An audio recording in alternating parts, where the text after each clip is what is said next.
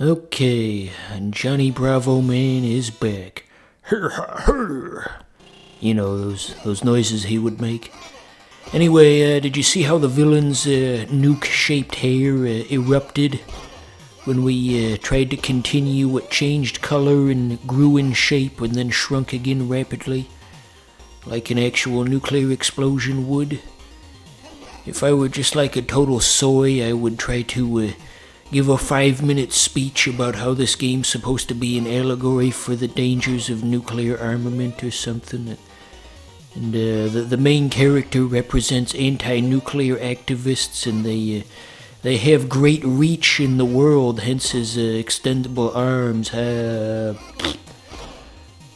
don't know. I feel like, since Bravoman's a superhero, and with all that other stuff that I said, the recipe is there to make like some kind of dumbass Marvel movie about Bravoman and make it about nuclear disarmament. Disney's probably thinking, you'll watch it, fuck you. Marvel soys will defend literally anything. I've seen it on Twitter, I know. They even defended that thing. But yeah. Speaking of Disney, apparently Disney owns ESPN. I found that out semi-recently. I was signing up for a bundle, and I gave Canadian ESPN a chance, and I was quite shocked at just how unabashedly violent the whole thing was.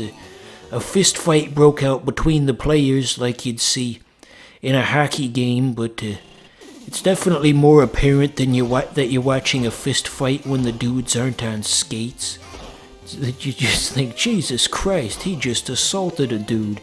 If this happened on the street, not like just in this stadium, that dude probably would have gotten put away. Honestly, they should just bring back the violence in all the different sports out there. Just completely take a 180-degree turn on all the safety regulations of the last 10 years.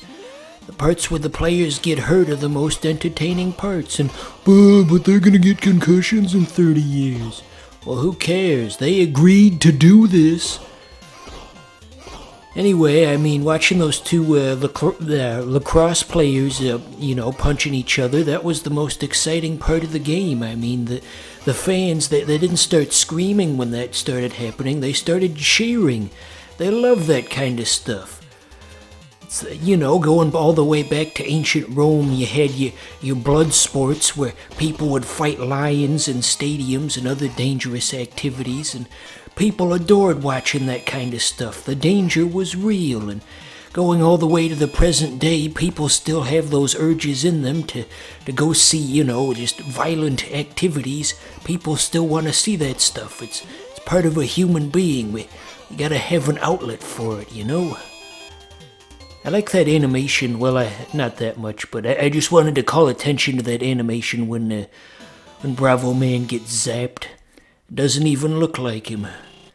Doesn't even look like it belongs in the game. So anyway, last episode I mentioned that there was that Bravoman cartoon on the internet. And I guess the big question that really surrounds that thing is, who exactly is this for? You gotta put yourself in the mindset of somebody watching this when it came out in 2013. You're gonna make a cartoon based on a 25-year-old gaming franchise that had one game on a system that wasn't popular and probably had a print run of maybe 20,000 copies. Who exactly is this aimed at? And then also, how the heck did they get Rob Paulsen as the voice actor? He's like an actual professional talent, and it costs money to enlist his services. It's not just some cheap YouTuber who's working for exposure. That's an actual professional voice actor they got for Bravoman, the animated series. I don't get it. It defies all conventions of what it takes to make a cartoon. You need approval from a studio, and the studio has to be convinced that your cartoon is based on a popular thing that people are gonna recognize, and just doesn't make sense. So this level's usually about as far as I get. This is really the tipping point in terms of difficulty. It's just a no-go, honestly. That cloud is too high. Why would those sadistic assholes put that there? It's just like that one building you could almost jump to in Monsters, Inc., the video game, but you could never quite get there because it was just slightly out of your range. So yeah, I guess the theme of this level is like a construction site, going by all the metal scaffolding here. It's like an old-timey cartoon where two characters wander onto a construction site and unknowingly avoid lots of immediate danger, and they'll almost get a thing dropped on them, but the thing drops behind them and they don't see it, and so on and so forth. Well, anyway, yeah, that's about where my skill ceiling is on Bravoman, so I guess we won't do a third episode, and, yeah. It's a simple fucking economics! Print the product so we can buy the product! Print the product so we can buy the product!